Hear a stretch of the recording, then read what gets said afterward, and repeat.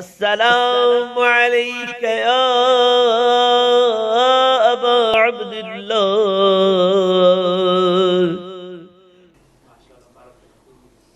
بعض حضرات کا یہ کہنا غلط نہیں ہے کہ یہ عصر، یہ زمانہ، یہ دور تقیہ کا دور نہیں ہے۔ تقیہ حرام ہے اب، الا بعض مخصوص موارد کے۔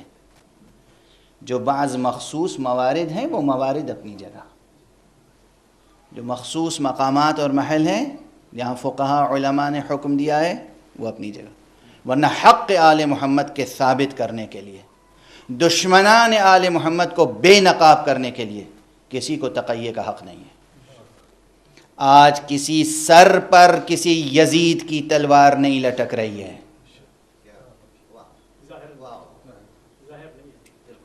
اس لیے آج جس آزادی کو آپ دنیا میں انجوائے کر رہے ہیں، اس آزادی کو حق محمد و آل محمد کے اعلان کے لیے استعمال کریں۔ محمد و آل محمد صلوات۔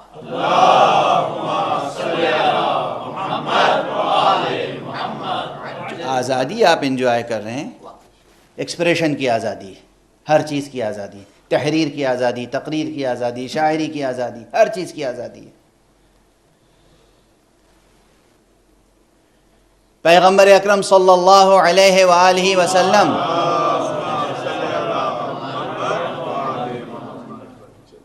کی شان میں گستاخی کی آزادی ہے لوگوں کو۔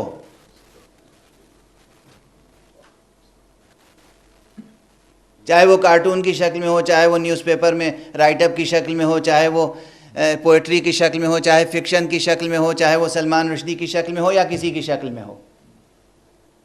پیغمبر اکرم صلی اللہ علیہ وآلہ وسلم کی شان میں گستاخی اور مسلمانوں کی دل آزاری کی آزادی ہے، اسے آزادی کا نام دیا جا رہا ہے، اور حق محمد و آل محمد کی دفاع کی آزادی نہیں ہے۔ اس قدر پیسف سوچ نہیں ہونی چاہیے، اس قدر احساس کمتری اور اس قدر بزدلانہ رویہ نہیں ہونا چاہیے حق کی راہ میں۔ ہاں، حکیمانہ ہونا چاہیے، فراست ہونی چاہیے، یہ شعور ہونا چاہیے کہ ہر سخن موقع و ہر نکتہ مقام دارت، کون سی بات کہاں کہنی ہے یہ شعور ہونا چاہیے، کون سی بات کس طرح کہنی ہے یہ شعور ہونا چاہیے، کون سی بات کس کے سامنے کہنی ہے یہ شعور ہونا چاہیے، لیکن ان باتوں سے دستبردار نہیں ہو سکتے۔ قرآن مجید فرما رہا ہے وَلَيُسْأَلُنَّ يَوْمَ الْقِيَامَةِ عَمَّا كَانُوا يَفْتَرُونَ، ان سے سوال کیا جائے گا روز قیامت ان باتوں کے متعلق جو یہ افترا پردازیاں کیا کرتے تھے، جتنے جھوٹی حدیثیں گڑھنے والے ہیں یا جتنے سچی حدیثوں کا انکار کرنے والے ہیں، سب سے سوال ہوگا۔ کیوں؟ یہ پیغمبر نے فرمایا تھا، تم نے انکار کیا، کیوں انکار کیا؟ دنیاوی مصلحت کی خاطر۔ پیغمبر نے یہ نہیں کہا تھا فلاں کی شان میں، تم نے کہاں سے کہہ دیا؟ دنیاوی مصلحت کی خاطر۔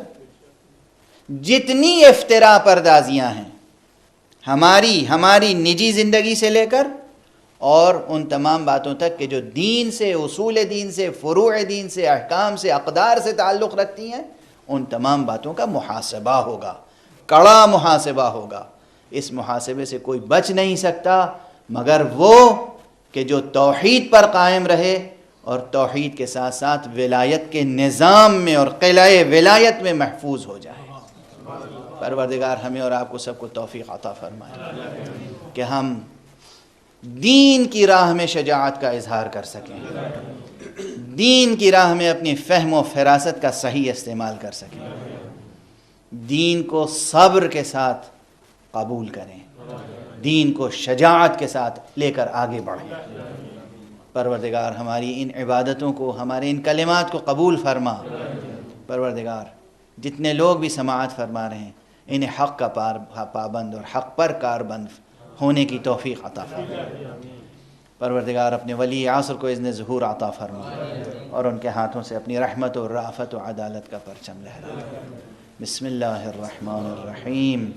اللہم کن لولیک الحجۃ ابن الحسن صلواتک علیہ وعلی في هذه الساعة وفي كل ساعة وليا وحافظا وقائدا وناصرا ودليلا معينا حتى تسكنه وتمتعه فيها برحمتك يا أرحم